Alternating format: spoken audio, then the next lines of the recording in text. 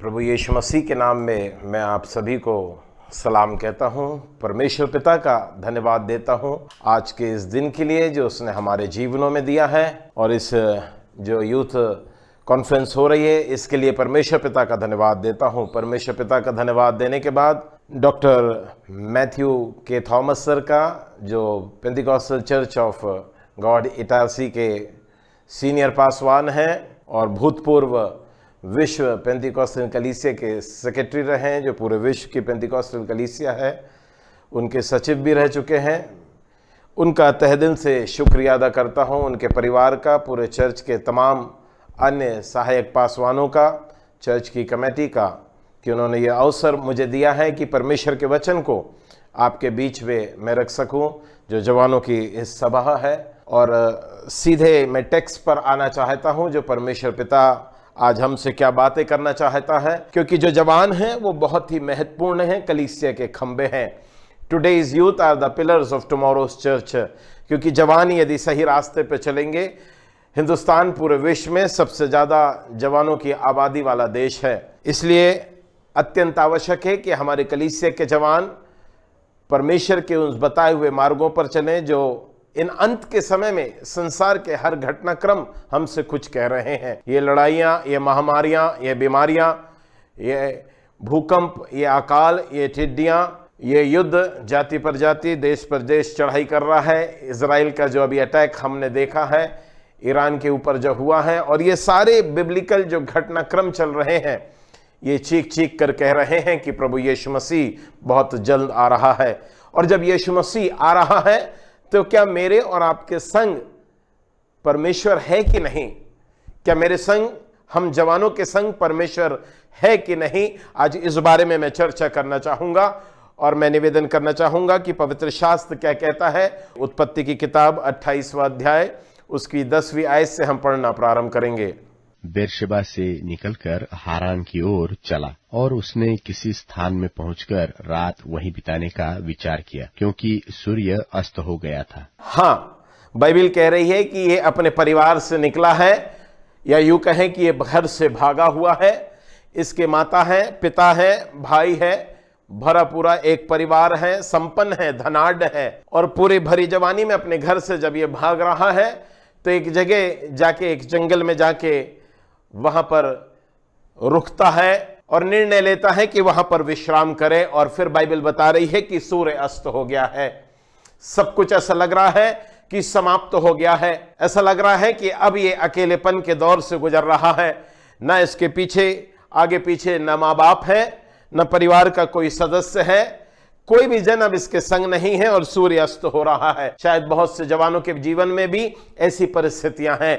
उनको ऐसा लग रहा है कि अब उनकी जिंदगी का सब कुछ समाप्त हो गया है, उनके जीवन का सूर्य अस्त हो गया है। शायद पढ़ाई में वो असफल हो गए हैं, शायद स्कूल और कॉलेज की बातों में असफल हो गए हैं, चाहे जिंदगी के कॉम्पिटिटिव एग्जाम में असफल हो गए हैं, शायद परिवार से दूर हैं, परिवार से निकल गए हैं, और उनकी जिंदगी में भी सूर्य अस्त होता हुआ दिखाई दे रहा है। उनको कोई मंजिल दिखाई नहीं दे रही है। उनको ऐसा लग रहा है कि अब हम क्या करें और क्या ना करें। और याकूब भी इसी जीवन से गुजर रहा है, और ये भाग रहा है, और अंत में एक जंगल में जाके विश्राम करने का निर्णय लेता है। और फिर वहां क्या होता है, बाइबल क्या कहती है, हम आगे देखेंगे। उसने उस स्थान के पत्थरों में से एक पत्थर ले अपना तकिया बनाकर रखा। हाँ, और याकूब ने न तकिया सोने का है, न वहां पर उसके पास कोई गद्दा है सोने का।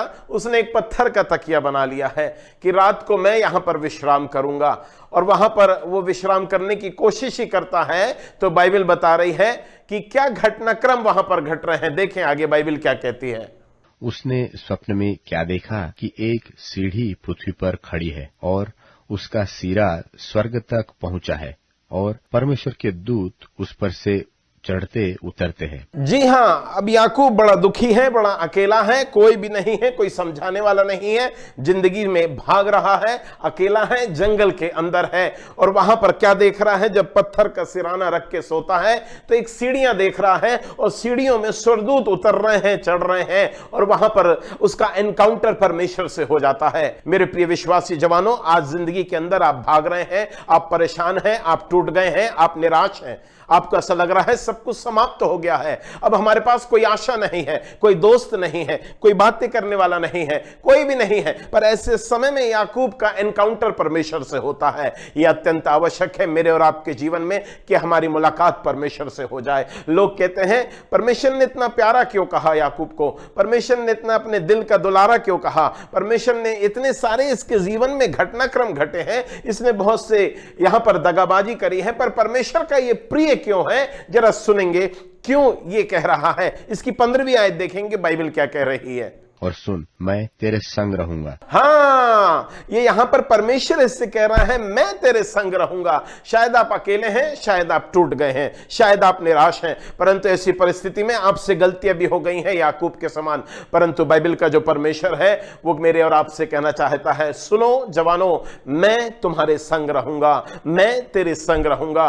दुनिया के लोग तुम्हारे संग न रहे, तुम्हारे दोस्त तुम्हारे संग न रहे, तुम्हारे रिश्तेदार तुम्हारे संग न रहे, शायद कलीसिया के लोग भी आगे पीछे हो जाएं, शायद हमारे अपने जिस पे हमने भरोसा किया है वो हमारे संग न रहे, परंतु परमेश्वर हमारे संग यदि रहेगा तो मेरे और आपके जीवन में आशीषें आएंगी। परमेश्वर यदि हमारे संग रहेगा तो निश्चित सारी बाधाएं हम पार कर लेंगे। परमेश्वर यदि हमारे साथ साथ चलेगा तो फिर कितनी भी कठिनाइयां आ जाएं, कितनी भी विपत्तियां आ जाएं, कितनी भी परेशानियां आ जाएं, हम हर बाधाओं को पार करेंगे। और अब 20वीं आयत देखिए कि याकूब परमेश्वर से जो बातें कर रहा है उस एनकाउंटर में, वो क्या बातें कर रहा है। इसकी 20वीं आयत उत्पत्ति 28। याकूब ने यह मन्नत मानी कि यदि परमेश्वर मेरे संग रहकर इस यात्रा में मेरी रक्षा करे। जरा समझिए, याकूब यहां पर एक प्रार्थना कर रहा है, प्रेयर ऑफ जेकब। ये याकूब की यहां पर प्रार्थना है और एक मन्नत मांग रहा है, और वो कह रहा है यदि मेरी यात्रा में परमेश्वर मेरे संग रहे।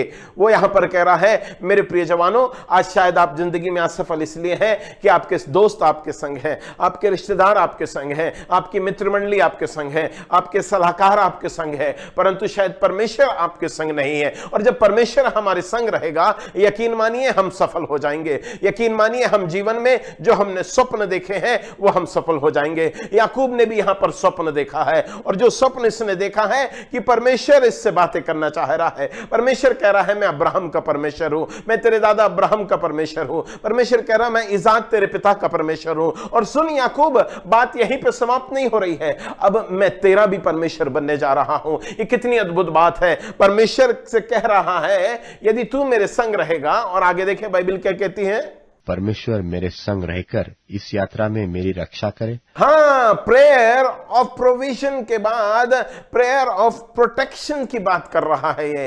ही प्रे अ प्रेयर, उसने एक प्रार्थना करी, यदि तू मेरे संग रहेगा, if you will be with me. कितनी अद्भुत बात है, हमारे संग कोई रहे या ना रहे, परंतु यदि परमेश्वर हमारे संग रहेगा, हमारा खुदा यदि हमारे संग रहेगा, यकीन मानिए मेरे प्रियो, जो भी हमारे स्वप्न है, जो भी हमारा दर्शन है, जो भी हमारी इच्छाएं है, वो निश्चित परमेश्वर पूरा करेगा। और फिर वो कह रहा है कि यदि तू मेरी रक्षा करेगा। He was praying for the prayer of protection. मैं इनके डिटेल में नहीं जा रहा हूं, मैं कुछ ग्लिम्स और झलक आपके सामने रख रहा हूं। उसने सुरक्षा की प्रार्थना करी। आज जवानों, आपको अपने सुरक्षा की प्रार्थना परमेश्वर से करना है, और परमेश्वर जब आपके संग रहेगा तो वो आपकी रक्षा भी करेगा। और आगे चले, और मुझे खाने के लिए रोटी और पहनने के लिए कपड़ा दे, और मैं अपने पिता के घर में कुशल क्षेम से लौट आऊं। हाँ, ये यहां पे अब प्रेयर ऑफ प्रोविजन कर रहा है। वो बोल रहा है यदि तू मुझे खाने को रोटी देगा। मेरे प्रियो, परमेश्वर उसको से बातें कर रहा है, परमेश्वर से डील कर रहा है, परमेश्वर से प्रार्थना कर रहा है, और परमेश्वर इन सब बातों का आश्वासन दे रहा है। अब परमेश्वर इसके संग है। अब ये यहां कहीं भी जा रहा है, परमेश्वर इसके संग है। ये अपने घर से भागा हुआ है, अब ये मामा लाबान के घर की ओर चल रहा है, और इस मामा लाबान के घर, बड़े ध्यान से सुनिए, अपने घर से जो भागा है और मामा लाबान के घर के बीच में कुछ घटना घटी है, इसलिए यह परमेश्वर का दुलारा है, इसलिए परमेश्वर का प्यारा है। इसने प्रार्थना करी है, परमेश्वर ने इसको दर्शन दिया है, और परमेश्वर इसके संग है। मेरे जवानों, आज हमारे संग कोई रहे या ना रहे, परंतु यदि परमेश्वर हमारे संग रहेगा तो बाइबल कहती है तुम जो कुछ भी मेरे नाम से मांगोगे तुम्हारे लिए हो जाएगा। आज हमारे पास सब कुछ है, परंतु शायद हमने परमेश्वर को कहीं भूल गए हैं, शायद हमने परमेश्वर को छोड़ दिया है, हम अपनी मनमानी में लग गए हैं, हम अपनी दिनचर्या में व्यस्त हो गए हैं, मित्र मंडली में व्यस्त व्यस्त हो गए हैं, अपने टेलीविजन्स में व्यस्त हो गए हैं, अपने मोबाइल में व्यस्त हो गए हैं, परंतु शायद आज हमने परमेश्वर को भूल गए हैं। परंतु यहां परमेश्वर याकूब से कह रहा है, मैं तेरे संग रहूंगा। ये कितनी अद्भुत बात है कि जब परमेश्वर मेरे और आपके संग रहेगा। यहां परमेश्वर कह रहा है, मैं तेरी रक्षा करूंगा, मैं तुझे रोटी दूंगा, मैं तुझे घर वापस लेकर आऊंगा। If you will be bring me back, मैं तुझे वापस लेकर आऊंगा। ये परमेश्वर का वायदा है। और परमेश्वर मनुष्य नहीं है कि वो हां बोल के फिर मुकर जाए। परमेश्वर की बात हां की हां में होती है मेरे प्रिय विश्वासियों, क्योंकि वो परमेश्वर है, आकाश और पृथ्वी का रचयिता है, और जो उसने कहा है वो करके रहेगा। अब परमेश्वर इसके संग है। अब ये चलता है अपने मामा लाबान के यहां जाने के लिए, अपने मामू लाबान के यहां पर पहुंचता है। मामू इसको मजदूरी में रख लेता है, और जो मजदूरी में रखता है, इसके पास जो काम दिया जाता है, मामा कहता है ठीक है तू मेरे यहाँ काम कर ले। ये सारे घटनाक्रम इसके जीवन में घट रहे हैं। इसको मजदूरी मिलती है। कुछ समय वर्षों के बाद इसके पास ढेर सारी बकरियां हो जाती हैं, भेड़ बकरियां हो जाती हैं, धन दौलत सोने चांदी का अपार मालिक बन जाता है। मेरे प्रिय विश्वासियों, ये इतना ज्यादा परमेश्वर इसको आशीष दे देता है। क्यों? क्योंकि इसने 28वें अध्याय में हमने पढ़ा, इसने एक प्रार्थना कर ली है, इसकी एक मुलाकात परमेश्वर से हो गई है, परमेश्वर से इसकी बातें हो गई हैं। ये अत्यंत आवश्यक है। यदि परमेश्वर मेरे और आपके संग रहेगा मेरे जवानों, तो हम अपने जीवन में सफल रहेंगे। यदि परमेश्वर हमारे संग रहेगा, हमारे निर्णय सफल रहेंगे। हमें कौन से स्कूल में जाना है, कौन से कॉलेज में जाना है, कहां पर नौकरी में जाना है, किस जगह हमें पढ़ने जाना है, कब जब परमेश्वर हमारे साथ रहेगा। हमारी जिंदगी के हर निर्णय में यदि परमेश्वर हमारे संग चलेगा तो हम निर्णय कभी गलत नहीं लेंगे, हमारे निर्णय बिल्कुल सही होंगे मेरे प्रिय विश्वासियों। इसलिए मैं आपसे निवेदन करना चाहता हूं, ये याकूब ने जो प्रार्थना करी, यदि तू मेरे संग रहेगा, परमेश्वर जब मेरे और आपके संग रहेगा तो निश्चित परमेश्वर मेरे और आपको आशीष देगा। आज अत्यंत आवश्यक है इस आधुनिक दुनिया में, इस अंत के समय में मेरे और आपके संग परमेश्वर रहे मेरे जवानों। यदि परमेश्वर हमारी ओर है तो हमारा विरोधी कौन हो सकता है। धन दौलत अपार कमाने के बाद, अपार सोने चांदी संपत्ति कमाने के बाद, ढेरों जानवर, ऊंट, गाय, बैल, भेड़ बकरी का मालिक होने के बाद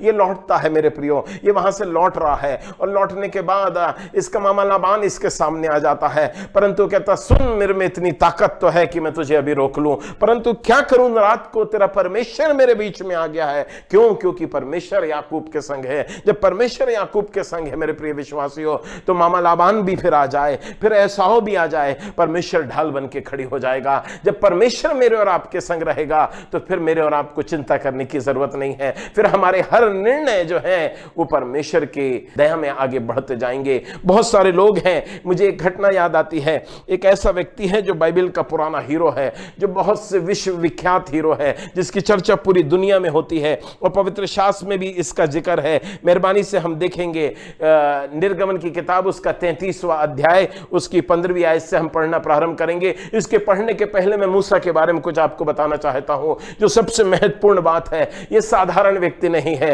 ये कई वर्षों इसने महल के अंदर बिताए हैं। इसका खान पान जो है, इसका उठना बैठना खाना पीना जो है, एक राजकीय ठाट बाट के अंदर हुआ है। इसके वस्त्र जो है राजकीय ठाट बाट के हैं। इसका सोना जो है राजा के महल में रहा है, क्योंकि फिरौन की बेटी का बेटा है ये। इसने सारी उत्तम शिक्षाओं को प्राप्त किया है। सब कुछ प्राप्त करने के बाद, सब बातों में निपुण होने के बाद, बात यहीं पे समाप्त नहीं हो जाती। मिस्र की सारी विद्याएं इसने अपने जीवन में सीखी हुई हैं। इन सब घटनाओं के बाद ये 6 लाख इजरायलियों को लेकर मिस्र से निकल रहा है। ये सारी घटना इसके जीवन में एक के बाद एक घट रही हैं। वहां पर मिस्र से जब ये निकल रहा है मेरे प्रिय विश्वासियों, वहां पर एक जगह परमेश्वर इससे कहता है, सुन, तेरे आगे मेरा सरदूत चला करेगा।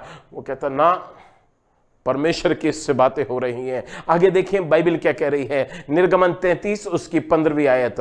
उसने उससे कहा, यदि तू आप न चले तो हमें यहाँ से आगे न ले जा। हाँ, वो कहता मुझे स्वरदूत नहीं, यदि तू मेरे संग आप ना चलेगा तो मैं आगे नहीं जाऊंगा। मेरे प्रिय विश्वासी जवानों, आज मैं आपसे निवेदन करना चाहता हूं, आपकी जिंदगी का हर निर्णय जो होना चाहिए, आपके संग संग परमेश्वर चले। आप स्कूल में जाएं, परमेश्वर आपके संग चले। आप कॉलेज में जाएं, परमेश्वर आपके संग चले। आप कॉलेज से बाहर कौन सा विषय लेके कौन सी पढ़ाई अच्छे से करना है, हायर स्टडी करना है, परमेश्वर आपके संग चले। कौन से शहर में जाना है, आप परमेश्वर से पूछें। यदि परमेश्वर परमेश्वर आपके संग चलेगा। हमारी बहुत सी प्रार्थनाएं रहती हैं, हम प्रार्थना में बहुत कुछ परमेश्वर से मांगते हैं, बेटे बेटी को आशीष दे दे, पति पत्नी को दे दे, बच्चों को दे दे, हमारे बच्चे लंदन चले जाएं, हमारे बच्चे अमेरिका चले जाएं। परंतु क्या हम परमेश्वर से पूछ रहे हैं कि परमेश्वर हमारे संग है या नहीं है? यदि परमेश्वर हमारे संग नहीं है तो हम जीवन में असफल हो जाएंगे। मूसा परमेश्वर से बातें कर रहा है, इतना सब कुछ देखने के बाद, इतना परमेश्वर से एनकाउंटर होने के बाद, इतने परमेश्वर ने 10 आश्चर्य कर्म कर दिए हैं, उसके बाद जंगलों में एक के बाद एक परमेश्वर आश्चर्य कर्म कर रहा है। इसके बावजूद मूसा परमेश्वर से कहता है, यदि तू मेरे संग नहीं चलेगा तो मैं नहीं जाऊंगा। जवानों, यदि आप ये निर्णय अपने जीवन में ले लें, यदि परमेश्वर आप हमारे संग नहीं चलेंगे, हम अपने जीवन का कोई कदम आगे नहीं बढ़ाएंगे। इतना बड़ा विद्वान है, इसको किसी चीज की कमी नहीं है। मैंने आपसे कहा, महल में रह के इसने सारी शिक्षाओं को अर्जित किया है, सारी शिक्षाएं सीखी हैं, सब बातों में निपुण है, बहुत विद्वान है। और फिर उसके बाद इसके पास और दूसरा अनुभव है, जंगल के अंदर का इसके पास अनुभव है। इन सब बातों के बाद ये बोल रहा है, मेरा पद, मेरा नाम, मेरी शिक्षाएं मैं किनारे रखता हूं, मुझे ये सब नहीं चाहिए, परंतु मुझे चाहिए तो परमेश्वर तू मेरे संग चले। जवानों, मैं आज आपसे निवेदन करना चाहता हूं, आप अच्छे घरों से आते हो चाहे कमजोर घरों से आते हो, ये बात मायने नहीं रखती। आपके पास कुछ है या कुछ नहीं है, ये बात मायने नहीं रखती। परंतु जो बात है वो ये है, मूसा यहां मेरे और आपको सिखाना चाह रहा है, यदि परमेश्वर हमारे संग नहीं चलेगा तो हम आगे नहीं चलेंगे। मेरे और आपका निर्णय अपने जीवन में यह होना चाहिए, हमारी जिंदगी के हर मोड़ पर परमेश्वर हमारे संग चले। इसलिए बाइबल कहती है, तुम मुझे यदि खोजा करोगे तो मैं तुम्हें मिला करूंगा, यदि तुम मुझे त्याग दोगे तो मैं तुम्हें त्याग दूंगा। ये बहुत ही अत्यंत आवश्यक है। और इन सब बातों के बाद परमेश्वर इसको एक और एश्योरेंस दे रहा है, सिर्फ इतना ही नहीं कह रहा है। 14वीं आयत पढ़े, निर्गमन 33वां अध्याय उसकी 14वीं आयत। यहोवा ने कहा, मैं आप चलूंगा और तुझे विश्राम दूंगा। परमेश्वर उससे कह रहा है, मैं आप तेरे संग चलूंगा और तुझे विश्राम दूंगा। मेरे प्रिय विश्वासियों, कितनी अच्छी बात है कि परमेश्वर जब आपको विश्राम दे, सारी जगह से आपको चैन मिल जाए। हम भाग रहे हैं अपने जीवनों में, क्यों? क्योंकि हमारे जीवन में परमेश्वर आज नहीं है। हम चर्च जा रहे हैं, बाइबल पढ़ रहे हैं, दुआ कर रहे हैं, हम नामधारी मसीह बन गए हैं, एक ट्रेडिशनल रीति रिवाज वाले क्रिश्चियन बन गए हैं। हमारे दिमागों में यह है कि हम क्रिश्चियन हैं, हम दान दक्षिणा दे रहे हैं, हम दशवां से दे रहे हैं, हम बहुतों की सहायता कर रहे हैं, परंतु हमारे अंदर जो बात है, शायद हमारे पास परमेश्वर नहीं है। यदि हमें विश्राम नहीं है तो समझिए परमेश्वर कह रहा है, मैं तेरे संग चलूंगा और मैं तुझे विश्राम दूंगा। मेरे प्रिय विश्वासियों, कितनी जरूरी बात है, कितनी अच्छी बात है यदि हम जिंदगी के किसी भी मोड़ पर हम चल रहे हैं। जवानों, यदि आप अपने जीवन में कुछ निर्णय करना चाहते हैं, मैं आज आपसे कहना चाहता हूं, यदि आप घर बनाना चाहते हैं, परमेश्वर आपके संग चले। यदि आप गाड़ी लेना चाहते हैं, आप कोई सी भी गाड़ी लें, अच्छी बात है, परंतु परमेश्वर आपके संग चले। आप अपने बच्चों को स्कूल में एडमिशन कराना चाहते हैं, मैं आपसे निवेदन करना चाहता हूं, परमेश्वर हमारे संग रहे। मेरे प्रिय विश्वासियों, यदि आप विवाह करना चाहते हैं जवान बच्चों, तो परमेश्वर आपके संग रहे। परमेश्वर आपके संग रहेगा तो आपको गाइडलाइन करेगा कि मुझे किससे विवाह करना है, किससे विवाह नहीं करना है। और परमेश्वर जब आपके संग रहेगा, अच्छे कॉलेज में दाखिला कराना है, आपका कौन से कॉलेज में पहुंचेंगे, जब परमेश्वर आपके संग रहेगा मेरे प्रिय विश्वासियों, तब आप अपने जीवन में बेहतर निर्णय लेंगे। और परमेश्वर यहीं पर तक सीमित नहीं है, परमेश्वर कह रहा है कि मैं तुझे विश्राम दूंगा। कितनी जरूरी बात है मेरे और आपके जीवन के अंदर कि परमेश्वर मेरे और आपको विश्राम दे। और एक और व्यक्ति की बात मुझे याद आती है, यह भी बहुत प्रसिद्ध व्यक्ति है, बिल्कुल जवान है, इसका नाम भी पुराने अहदनामे के अंदर आता है। उत्पत्ति की किताब हम निकालेंगे, बाइबल उत्पत्ति की किताब उसका 39वां अध्याय। यहां पर बाइबल बड़ा स्पष्ट कह रही है कि यूसुफ अपने स्वामी के संग रहता था और परमेश्वर उसके संग रहता था। मेरे प्रिय विश्वासियों, कितनी अजीब सी बात है। ये एक ऐसा पात्र है कि हम कितनी भी चर्चा करें, लोगों ने इसके नाम पे बड़ी बड़ी बुकें लिखी हुई हैं, इसके नाम पे पूरी दुनिया में लाखों और करोड़ों संदेश हैं। ये परमेश्वर के वचन की खूबी है। इस व्यक्ति को हम भुला नहीं सकते। इसके भाइयों ने से, मेरे कोई भाई है जो अपने भाई को बेच देगा, इसके भाइयों ने बेच दिया है क्योंकि इससे ईर्ष्या कर रहे हैं। कोई भाई है जो कि अपने भाइयों को गड्ढे में डाल देगा, इसको इस्माइलियों के हाथ में बेच दिया है। इस्माइलियों ने इसको उठा के वहां पे सीधे मिस्रियों के पास भेज दिया है और पोतीफर के घर में चला गया है। और पोतीफर जो है, बड़ा ध्यान से सुनिए, जल्लादों का प्रधान है।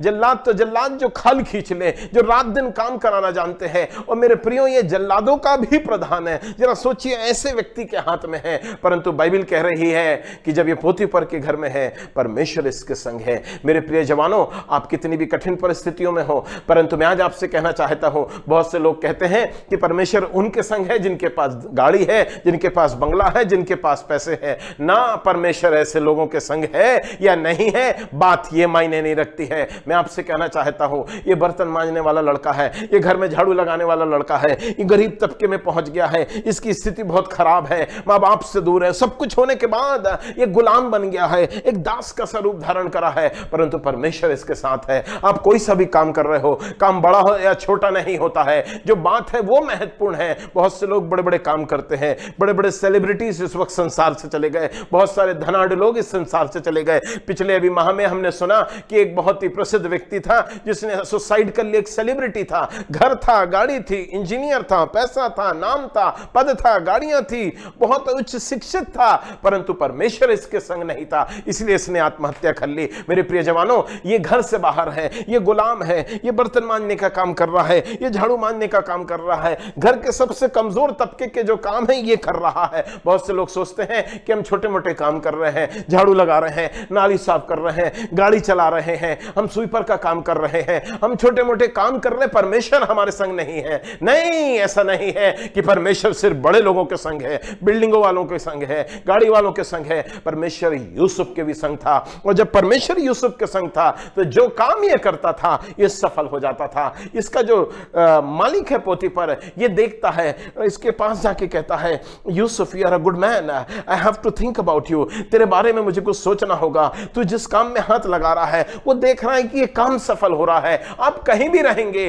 बंधु भाई में भी रहेंगे, परंतु यदि परमेश्वर आपके संग रहेगा आपके सब काम सफल होंगे। जवानों, आज आप असफल हो गए हैं, आपके पास पैसा है, आपके पास गाड़ी है, आपके पास मोबाइल है, आप चर्च जा रहे हैं, परंतु असफल है। उसका कारण है क्योंकि परमेश्वर आपके संग नहीं है। आज मैं आपसे निवेदन करना चाहता हूं, ये यूसुफ जैसा जो पात्र है, उसकी सफलता का जो रहस्य था, परमेश्वर इसके संग संग था। और सिर्फ बात यही नहीं हुई, इसके बाद ये घर के मालिक ने इसको प्रमोशन दे दिया है। यूसुफ, जब परमेश्वर तेरे संग है, आज से मेरे घर का मालिक तू है, ये जो चाबी है घर की ये तेरे हाथ में आज से रहेगी, पूरा सब कुछ छोड़ के ये जो है मैं तेरे हाथ में छोड़ता हूं। और यूसुफ सब बातों को देख रहा है और यूसुफ सफल हो रहा है, जिस काम में हाथ डाल रहा सफल हो रहा है। और उसके बाद इसके जीवन में घटना घटती है, इस पे आरोप लगा दिया जाता है। फिर बहुत से लोग कह रहे होंगे, भैया उसके बाद तो वो जेल चला गया, उसके बाद तो जेल चला गया। मैं आपसे कहना चाहता हूं, उसके बाद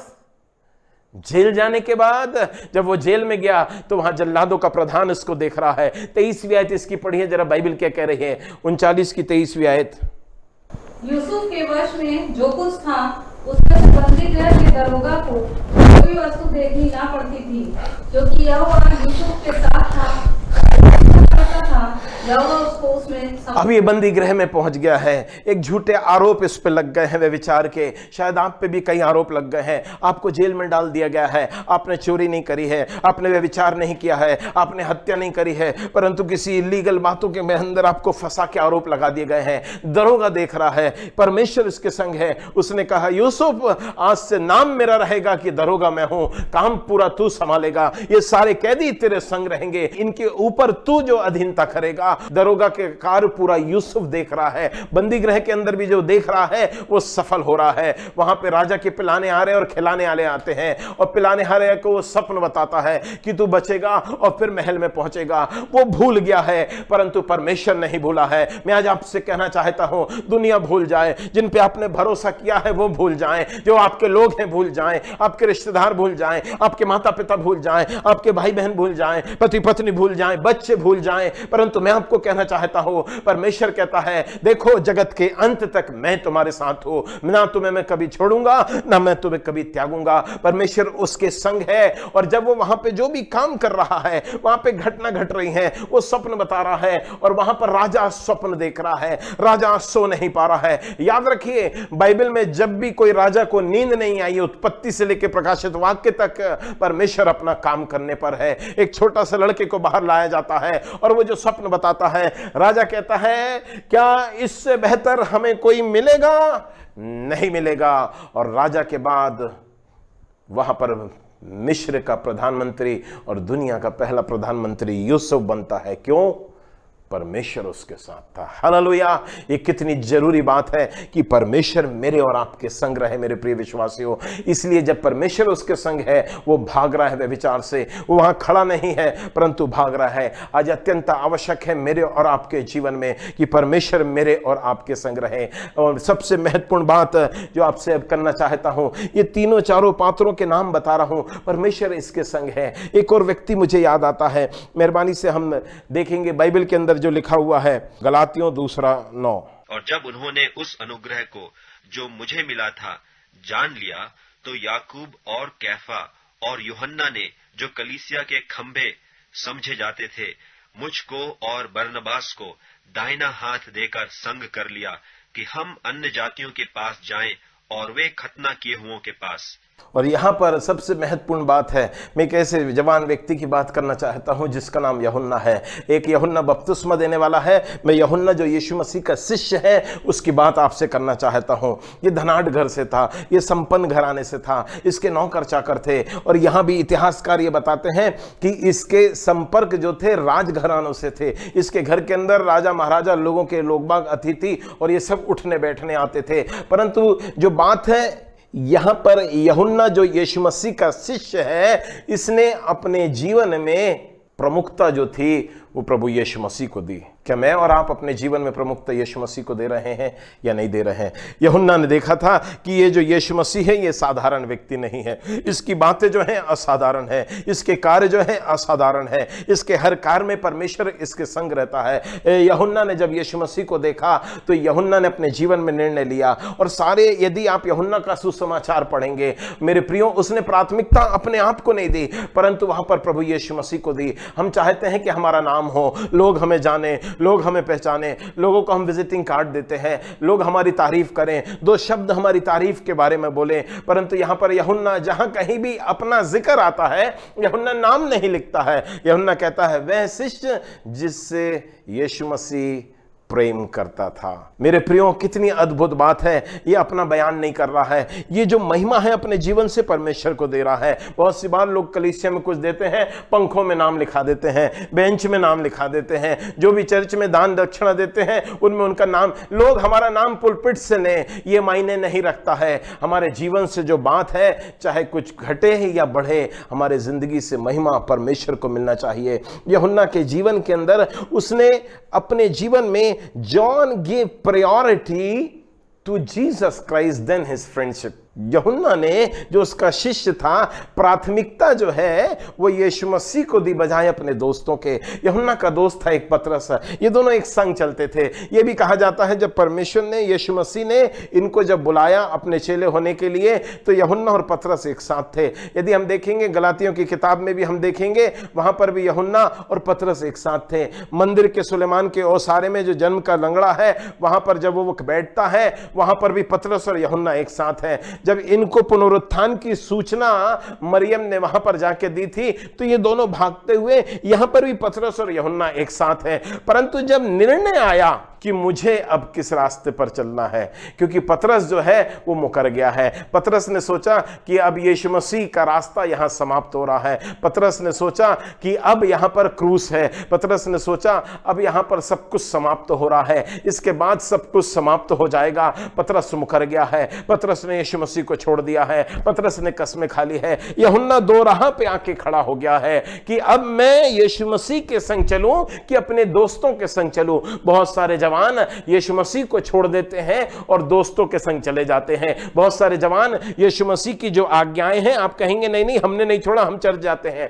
बात जो है वचन में जो लिखा है हम उसके अनुसार चलते हैं या नहीं चलते हैं। मेरे प्रिय विश्वासियों, सबसे महत्वपूर्ण बात है जो मेरे और आपको समझना है। अब यूहन्ना के लिए बड़ा मुश्किल है, जिसके संग समय बिताया है, जिसके संग उठा और बैठा है। यहां पर जो सबसे महत्वपूर्ण बात है, यूहन्ना को जब निर्णय लेने का समय आया, यूहन्ना ने कहा चाहे कुछ भी हो जाए मैं यीशु मसीह को नहीं छोड़ूंगा। यहां पर प्रमुखता जो दी यूहन्ना ने दी वो यीशु मसीह को दी। मेरे प्रिय जवानों, आप किसको प्राथमिकता दे रहे हैं, किसको प्रायोरिटी दे रहे हैं? यीशु मसीह को दे रहे हैं या फिर यूहन्ना को दे रहे हैं? मेरे और आपके जीवन में सबसे महत्वपूर्ण बात जो है वो समझना होगा। सब बातों को त्याग के, धन दौलत त्याग दिया है यूहन्ना ने, अपने परिवार को त्याग दिया है, अपने घर बार को त्याग दिया है, अपने रिश्तेदारों को त्याग दिया है, अपने नौकर चाकर को त्याग दिया है। उसके बाद उसका जो मित्र है उसने यीशु मसीह के संग चलने के कारण उसने वहां पर अपने मित्र पतरस को भी त्याग दिया है। इन सबको त्यागने का जो कारण है, उसने यीशु मसीह को देखा है। उसने कहा चाहे क्रूस का रास्ता कैसा भी हो, चाहे दुख बड़ा हो, चाहे मृत्यु हो, मैं यीशु मसीह के संग चलूंगा। बहुत आसान है जब भीड़ साथ में चल रही हो, जब जय जयकार के नारे लग रहे हो, जब होसन्ना की बातें हो रही हो, जब आश्चर्य कर्म हो रहे हो, जब भूखों को खिलाया जा रहा है, अंधों को वहां पर आंखें मिल रही हैं, रोगी वहां पर चंगे हो रहे हैं, मुर्दे जिलाए जा रहे हैं, तब यीशु मसीह के संग चलना बहुत आसान है। परंतु जब यीशु मसीह क्रूस पर है, जब लहूलुहान है, जब निर्वस्त्र है, जब बिल्कुल मृत्यु की शैया पे है, उसकी टूटती उखड़ती लड़खड़ाती हुई सांसें गिन रहा है, यूहन्ना उसके करीब है। और जब यूहन्ना यीशु मसीह के करीब है मेरे प्रिय विश्वासियों, तो यकीन मानिए वो इतने करीब था कि वो इसके हृदय के नजदीक था। उसने यीशु मसीह के संग खड़े होते होते वहां पर उसने प्रकाशन जो था, यीशु जो रेवलेशन था, उसने वो सुन लिया। जब वो यीशु मसीह के संग था, जब वो आप कलवरी के करीब खड़े होंगे, cross will give you the reward, cross will restore you, cross will give you the revelation. जो प्रकाशन वहां पर मिल रहा है, जो उसको जिस दौर से गुजरा है, यूहन्ना इतने करीब था कि उसने वहां पर प्रकाशित वहां का लिख दिया। कैसे लिख दिया? जब वह आत्मा में आ गया। कैसे आ गया? क्योंकि परमेश्वर उसके संग है। और जब यूहन्ना ने प्रकाशित वाक्य वहां पर देखना पूरा प्रारंभ किया, लिखना प्रारंभ किया, यूहन्ना ने वहां स्तुति गान को देखा, यूहन्ना ने वहां पे 24 प्राचीनों को देखा, यूहन्ना ने वहां 24 सिंहासनों को देखा, यूहन्ना ने वहां पर 7 कलीसियाओं को देखना। उसने फिलदिल्फिया की कलीसिया को देखा, उसने इफिसस की कलीसिया को देखा, उसने स्मुरना की कलीसिया को देखा, उसने पिरगुमन की कलीसिया को देखा, उसने थुआतीरे की कलीसिया को देखा, उसने सरदीस की कलीसिया को देखा, उसने लौदीकिया की कलीसिया को देखा। बात यहीं पे समाप्त नहीं, उसने सिंहासन को देखा, उसने उस बड़े वहां पर नए आकाश और नए यरूशलेम को देखा। और यूहन्ना ने वहां पर पृथ्वी पे जो 21 प्रकार की विपत्ति आने वाली है, जो प्याले हैं 7 प्रकार के, जो वहां पर परमेश्वर उंडेलने पर है, और अलग अलग जो कटोरे हैं, उन सबों को देखा। मेरे प्रिय, उनने उस 2 भविष्यवक्ताओं को देखा जो 3.5 वर्ष के लिए आएंगे। उसने क्रिस्त विरोधी को देखा, उसने उस पशु को देखा। जब यूहन्ना उसके संग था, जब परमेश्वर उसके संग था, उनने सारे घटनाक्रम को वहां पर देखा। उसने शैतान का पतन देखा, और उसने यीशु मसीह के 1000 वर्ष का राज देखा। और उसने ये भी देखा, क्योंकि उसने कहा, देख मैं ही अल्फा और ओमेगा हूं, मैं ही आदि और अंत हूं, देख मैं शीघ्र आने वाला हूं। मेरे प्रिय विश्वासियों, क्यों? क्योंकि परमेश्वर उसके संग था। आज मेरे और आपके जीवन के संग कौन है, ये अत्यंत आवश्यक है। होने दें मेरे और आपके जीवन के संग परमेश्वर हो। इन सब बातों से बढ़कर जो बात निकल कर आ रही है, यीशु मसीह ने यूहन्ना पे विश्वास किया।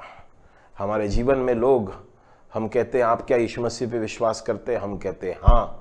हम कहते परमेश्वर पर विश्वास करते हैं? हम कहते हैं हाँ। परंतु क्या परमेश्वर यीशु मसीह हम पे विश्वास करता है? यीशु मसीह ने यूहन्ना पे विश्वास किया, और अपनी माता की जवाबदारी उसने यूहन्ना को दे दी। आज यीशु मसीह हम पे विश्वास करता है कि नहीं? आज परमेश्वर हमारे संग है कि नहीं?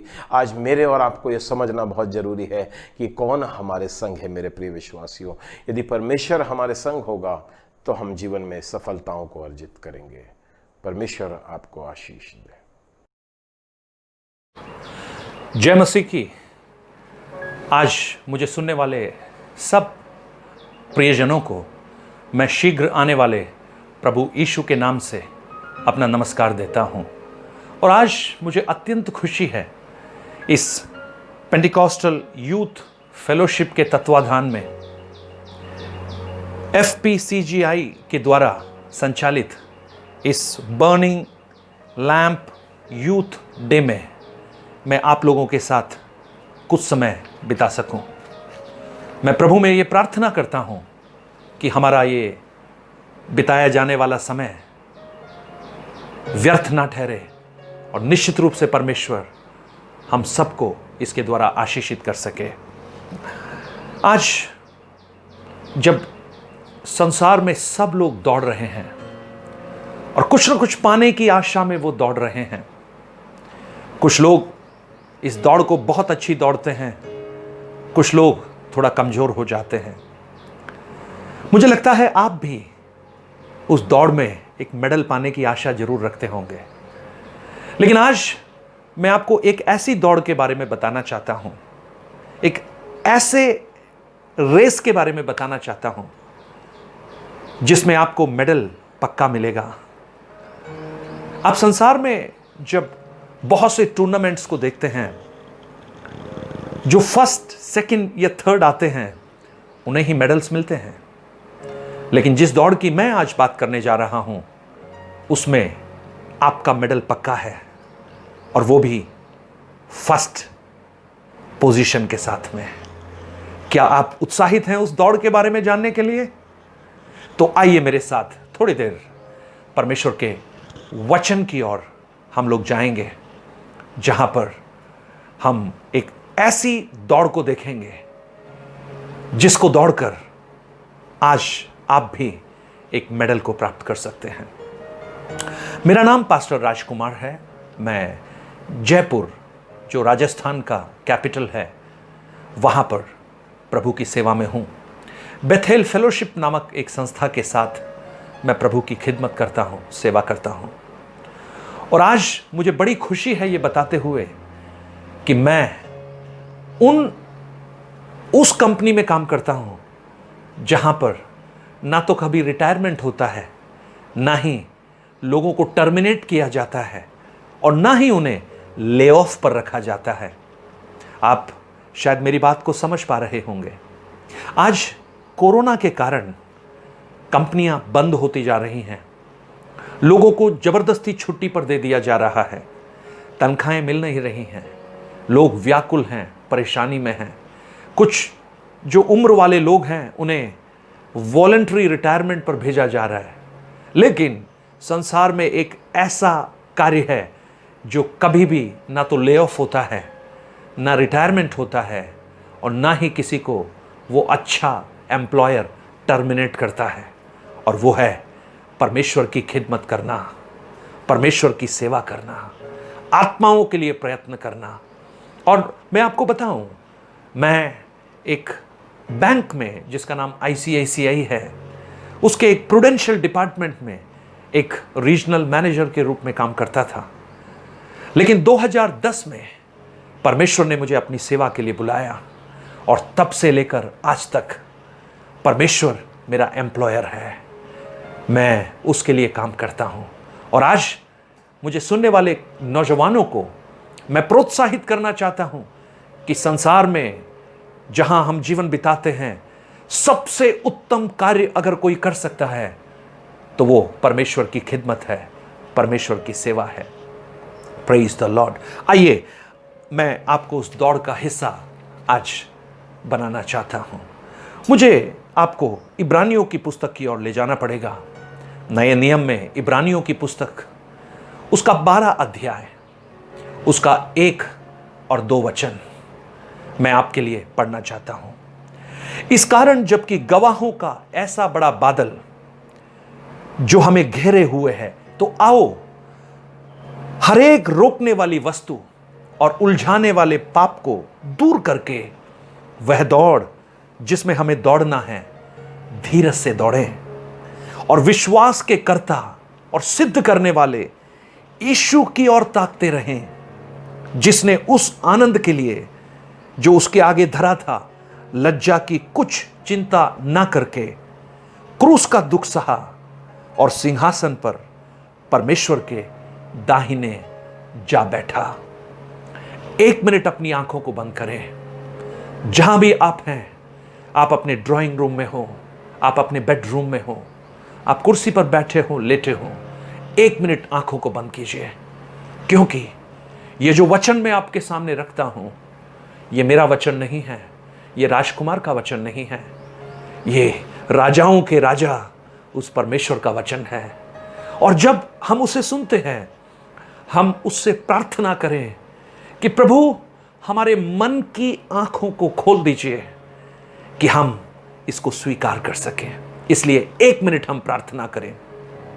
स्वर्गीय पिता, आज जब हम आपके वचनों के साथ आपके सामने हैं प्रभु, मुझे इस लाइव के द्वारा बहुत से नौजवान, बहुत से बच्चे, बहुत से बुजुर्ग लोग सुन रहे हैं। वो जहां भी हैं, जिस भी अवस्था में हैं, आप उनसे बात कीजिए प्रभु, क्योंकि मुझे मालूम है ये वचन पवित्र आत्मा के द्वारा रचा गया है और पवित्र आत्मा ही इसके अंदर के भेदों को हम तक पहुंचा सकती है। प्रभु, आज उनकी आवश्यकता के अनुसार आप उनसे बात कीजिए। हर एक को आप बल दीजिए प्रभु, और उस वचन का जो जीवन है, वचन की जो सामर्थ है, वो उनके जीवन में कार्यरत हो जाए। मेरी ये प्रार्थना है प्रभु। हम सारा आदर, सारी महिमा आपको देते हैं। प्रार्थना को आपने सुना, धन्यवाद प्रभु, यीशु के नाम से मांगता हूं, आमेन। Praise God. मैं आपको विश्वास दिलाना चाहता हूं, अगले 25 मिनट प्रभु आपसे बात करेगा। अगर आप आशा के साथ, उत्सुकता के साथ उसके वचनों को अगर आप सुने। संत पौलुस एक दौड़ के बारे में बताते हैं, और वो और कुछ नहीं, हमारी आत्मिक जीवन की ये दौड़ है। आप जो नौजवान लोग जो अपने जीवन में आगे दौड़ रहे हैं, इस दौड़ के बारे में भी ख्याल रखिए। पौलुस क्या कहता है? पौलुस कहता है कि जब गवाहों का ऐसा बड़ा बादल हमें घेरे हुए है, उस गवाहों का बादल, पौलुस जब इस बात को लिखता है तो हम इब्रानियों की पुस्तक 11 अध्याय अगर वहां देखें तो वहां पर एक गवाहों का एक बड़ा समूह हम देखते हैं। वहां कुछ लोगों के नाम लिखे हैं जिन्होंने विश्वास के लिए अपने जीवन को कुर्बान किया, जिन्होंने विश्वास को लेकर अपने जीवन में आगे बढ़े। और यहां तक अब्राहम के बारे में लिखा है, आशा की हुई वस्तु उन्हें नहीं मिली, लेकिन फिर भी उस स्थिर और नेव वाले नगर की आशा में वो आगे बढ़ते रहे और उस दौड़ को उन्होंने पूरा किया। और जब उन्होंने दौड़ को पूरा किया तो उनके साथ ऐसे लाखों संत जो परमेश्वर के उस अनुग्रह में उसके साथ हैं, वो भी हमारी इस आत्मिक दौड़ को देखने में बहुत ही उत्सुक हैं। प्रियो, आज मैं आपको कहूं, हमारा ये जो आत्मिक जीवन है, इस दौड़ को सिर्फ उस परमेश्वर के वो संत लोग सिर्फ नहीं, लेकिन ये संसार भी हमारे हर एक कंडक्ट को देखता है, हमारे जीवन को बहुत गहराई से जांचता है। और ये जो दौड़ है, ये शुरू होती है जब आप प्रभु यीशु को अपने जीवन में उद्धारकर्ता ग्रहण करते हैं। और जिस दिन एक व्यक्ति अपने पापों से प्रायश्चित कर उस यीशु को अपने जीवन में स्थान देता है, उसे अपना राजा मानता है, वो एक दौड़ का हिस्सा बन जाता है, उसे एक ट्रैक पर खड़ा कर दिया जाता है और फिर शुरू होती है एक आत्मिक दौड़। और आप जानते हैं उस दौड़ का गंतव्य क्या है, उस दौड़ का डेस्टिनेशन क्या है? वो बहुत ही खूबसूरत है और वो है अनंत काल तक उस प्रभु यीशु के साथ रहना, उस स्वर्ग में रहना। क्या आप उस दौड़ में शामिल होना चाहते हैं? मैं आपको प्रोत्साहित करना चाहता हूं, अगर अभी तक आप उस दौड़ में शामिल नहीं हुए हैं, जिसका गंतव्य, जिसका डेस्टिनेशन संसार की कोई प्राकृतिक सुंदरता नहीं, लेकिन परमेश्वर के हाथों से बनाया हुआ वो स्थान है जहां पर परमेश्वर स्वयं उन लोगों के साथ रहते हैं। अगर आप उसमें शामिल नहीं हुए हैं तो आज इसी घड़ी उस प्रभु यीशु को अपने जीवन में स्वीकार कीजिए, आपको भी उस दौड़ में दौड़ने का मौका मिलेगा। तो ये दौड़ शुरू होती है जब हम अपने जीवन को प्रभु के हाथों में समर्पित करते हैं। अगर पौलुस की पत्रियों को, पौलुस के बहुत सारे लेखों को अगर आप पढ़ें तो वो अपने उस दौड़ को अपने उस आत्मिक जीवन को एक दौड़ के रूप में प्रकट करना चाहता है। वो कहता है, मैंने अच्छी दौड़ दौड़ी, मैंने अच्छी कुश्ती लड़ी, मैंने विश्वास की रखवाली की। आत्मिक जीवन की ये दौड़ जो उद्धार से शुरू होती है और अनंत काल यानी युगान युग उस प्रभु के साथ समाप्त होती है। लेकिन यह दौड़ साधारण नहीं है, इसमें कुछ नियम और कुछ कायदे भी हैं। मैं आपको आज से कुछ साल पहले 1986 का वो सियोल ओलंपिक की उस घटना को याद दिलाना चाहता हूं, जहां पर हमारी भारत की शाइनी विल्सन नाम की जो एथलीट थी, जो उस 800 मीटर की दौड़ में सबसे मेडल जीतने में सबसे योग्य थी। और जब ये दौड़ शुरू हुई, पूरा भारत बड़ी उत्सुकता से उन्हें निहार रहा था, क्योंकि वो भारत के लिए एक मेडल लाने की पूरी संभावना थी। और आशा के अनुरूप ही हुआ। शाइनी विल्सन उस दिन जैसी दौड़ी, शायद वो कभी नहीं दौड़ी। उन्होंने सबको पीछे छोड़ दिया और सबसे पहले वो अपने गंतव्य स्थान पर पहुंच गई। पूरा भारत देश खुशी से झूम उठा।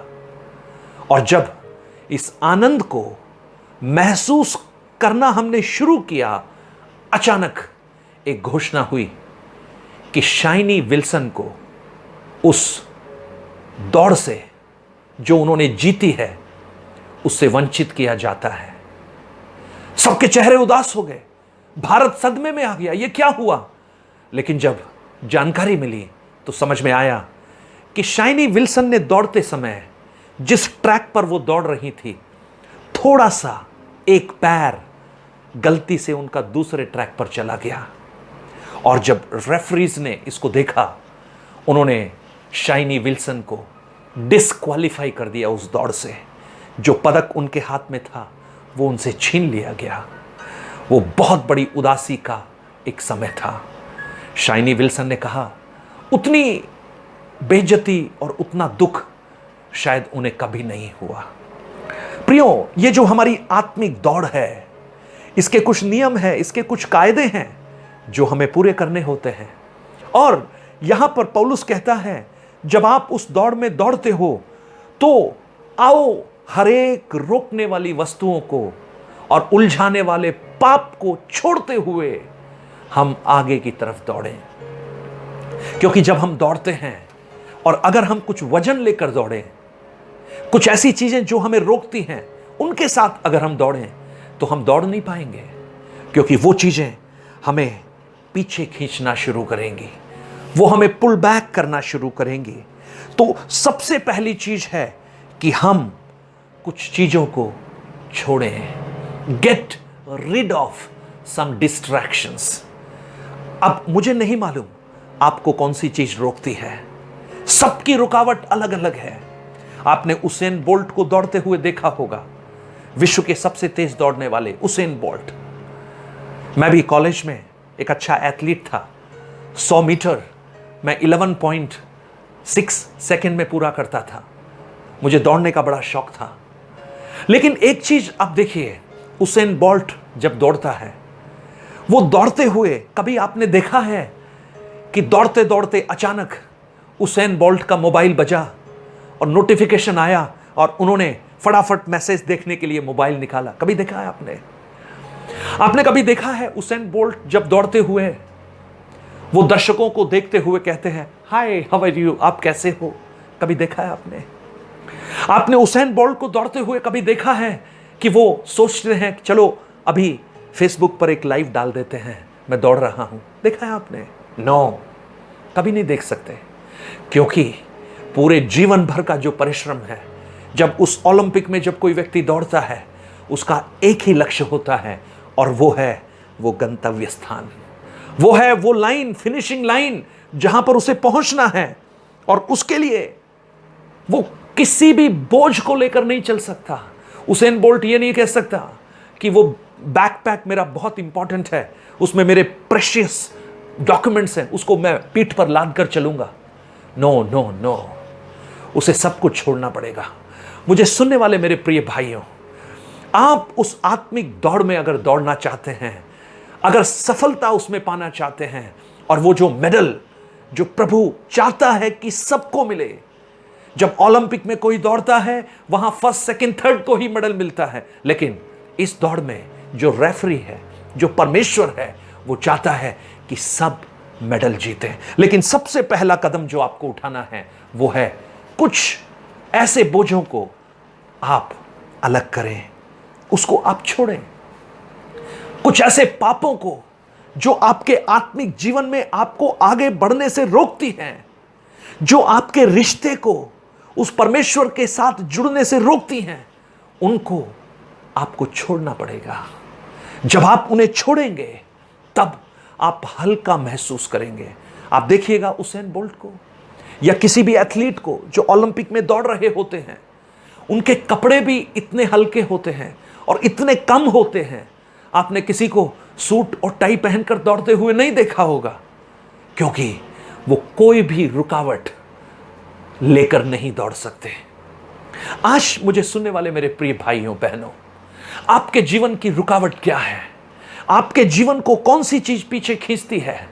कौन सा पाप है जो आपको परमेश्वर के साथ संगति करने से रोकता है? अगर वो है तो इस समय आप एक निर्णय लीजिए। मैं आपको परमेश्वर के वचन से एक सुंदर सा वचन मैं आपको बताना चाहता हूं। वो आपको यशायाह की पुस्तक 1 अध्याय उसके 18 वचन में मिलता है। परमेश्वर आपसे आज कहते हैं, आओ हम वाद विवाद करें।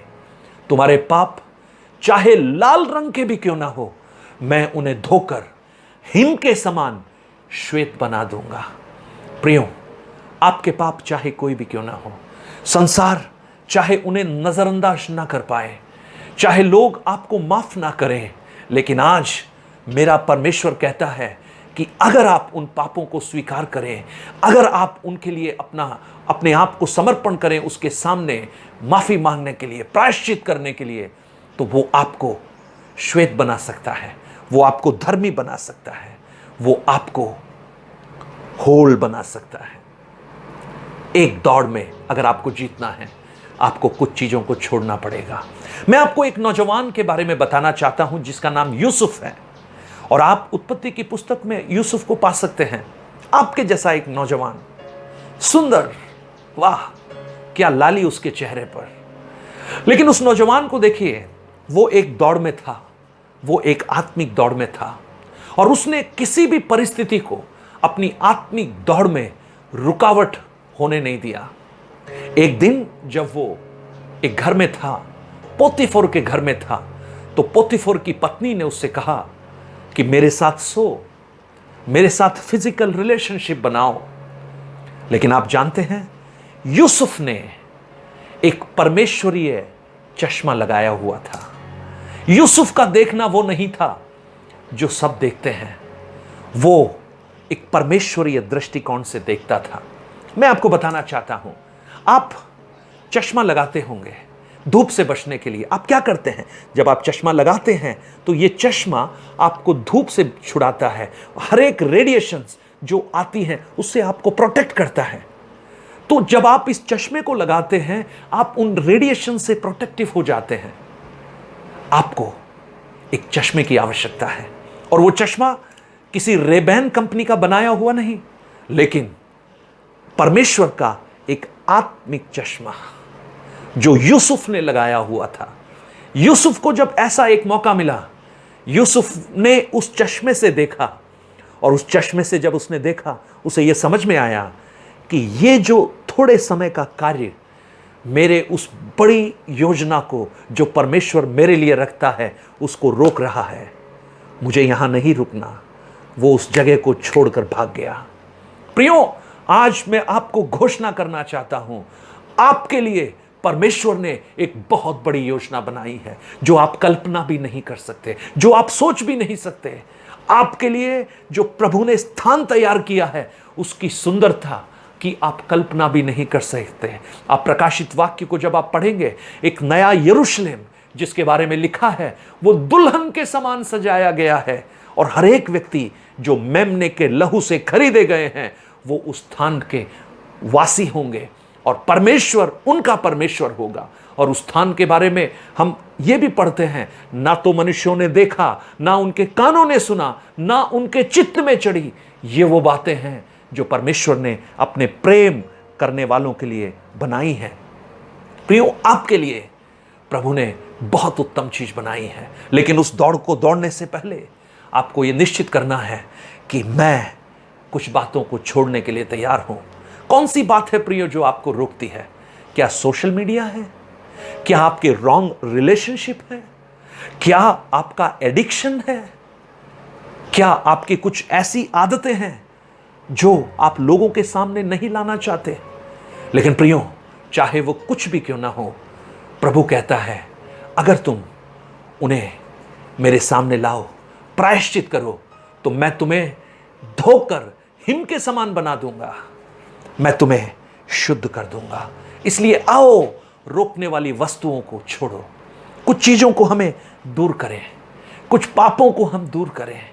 देखिए, पाप बहुत आकर्षित करता है। It is so attractive. आपको ऐसा लगता है कि ये तो मेरे लिए ही है। मैं आपको छोटा सा एक कहानी सुनाता हूं।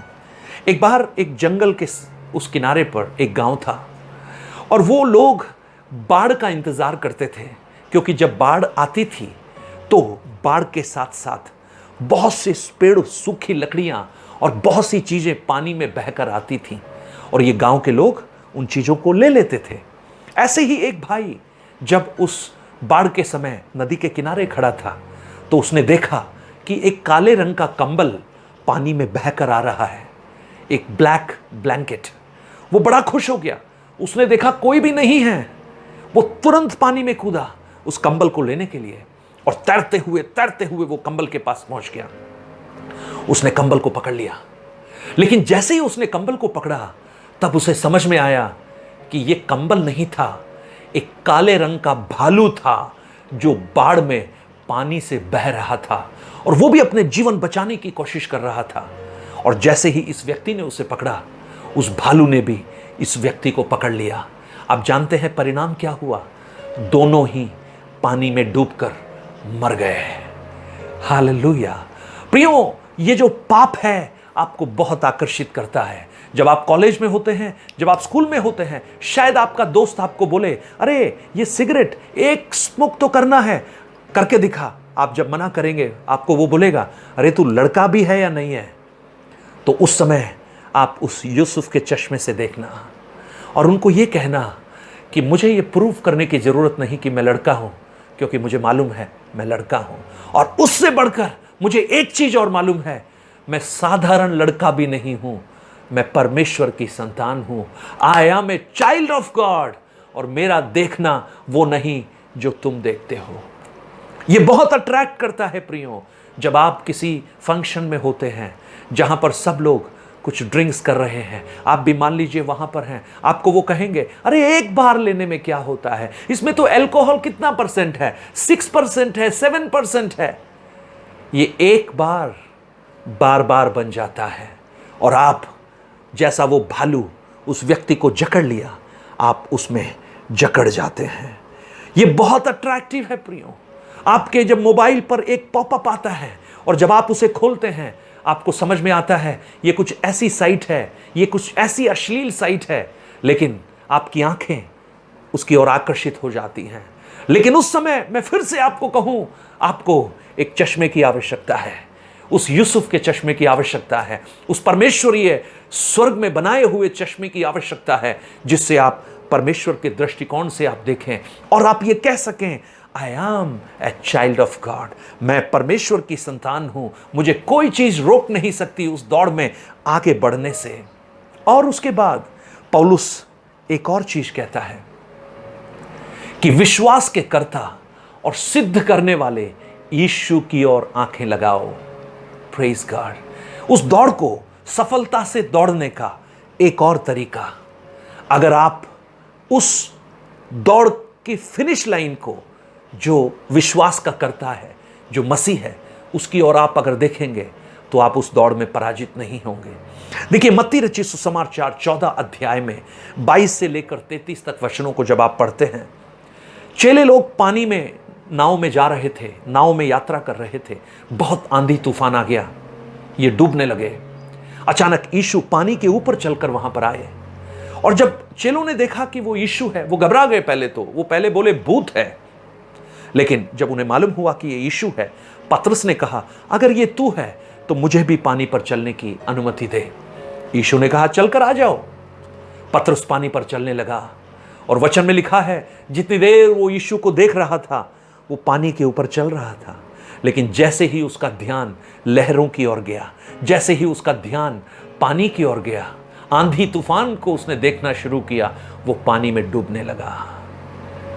विश्वास के कर्ता और सिद्ध करने वाला यीशु, जब उसेन बोल्ट दौड़ता है, वो लोगों को नहीं देखता, वो अपना मोबाइल नहीं देखता, वो फेसबुक का अपडेट नहीं देखता, कितने लाइक हुए नहीं देखता, वो किसी को आसपास की सुंदरता को नहीं देखता, लेकिन वो फिनिशिंग लाइन को देखता है।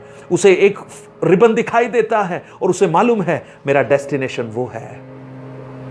आपने घोड़े देखे होंगे, you must have seen horses. आप घोड़ों को ध्यान से देखिएगा। आप जब घोड़ा घोड़ी गाड़ी जो चल रही होती है, उस घोड़े को आप ध्यान से देखना, उसकी आंख के दोनों तरफ 2 फ्लैप लगे होते हैं, 2 फ्लैप लगे होते हैं। जानते हैं कारण क्या है? क्योंकि घोड़ा सामने देखे, वो डिस्ट्रैक्ट ना हो, इसलिए उसकी आंखों के सामने 2 फ्लैप लगाए होते हैं। ठीक उसी तरह मैं और आप अगर उस यीशु को देखें, यानी उस काल्वरी की ओर देखते हुए अपने इस आत्मिक जीवन को अगर हम आगे बढ़ाएंगे, निश्चित रूप से जय आपकी है। आपको एक मेडल वो देना चाहता है, आप उसमें जयवंत होंगे। प्रियो, आप घबराइए मत। कई बार जीवन ऐसा लगता है कि आप पराजित हो रहे हैं, कई बार आपको लगेगा कि आप शायद कमजोरी में आ रहे हैं, लेकिन अगर आप विश्वास के साथ उस कर्ता को देखकर आगे बढ़ेंगे तो जय आपकी है। और फिर वो कहता है, धीरज के साथ दौड़ो, धीरज के साथ, विद पेशेंस इस दौड़ को दौड़िए।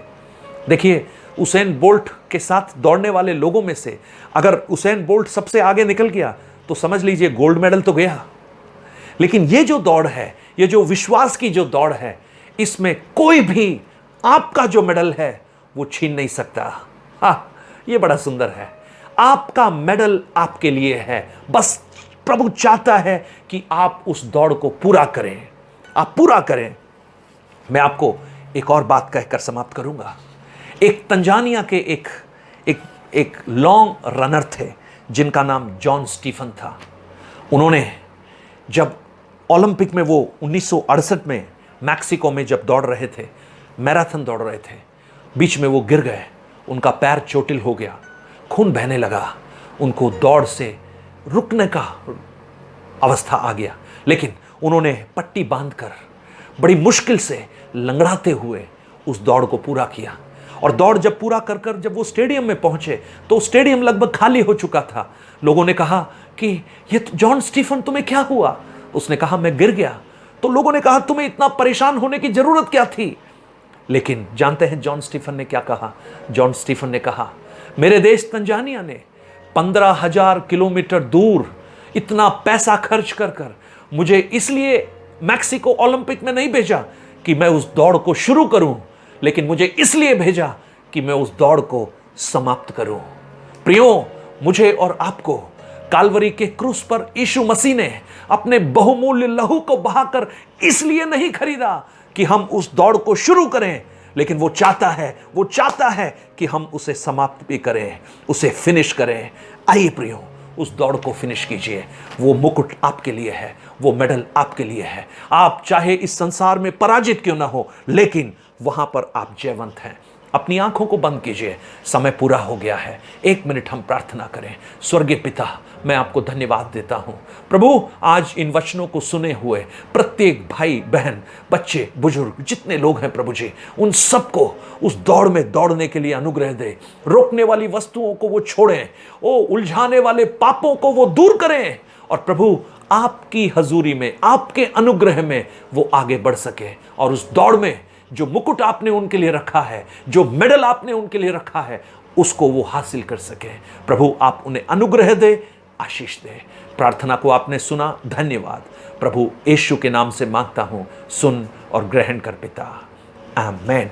थैंक यू वेरी मच मेरे साथ समय बिताने के लिए। प्रभु आपको बहुत आशीषित करे। God bless you.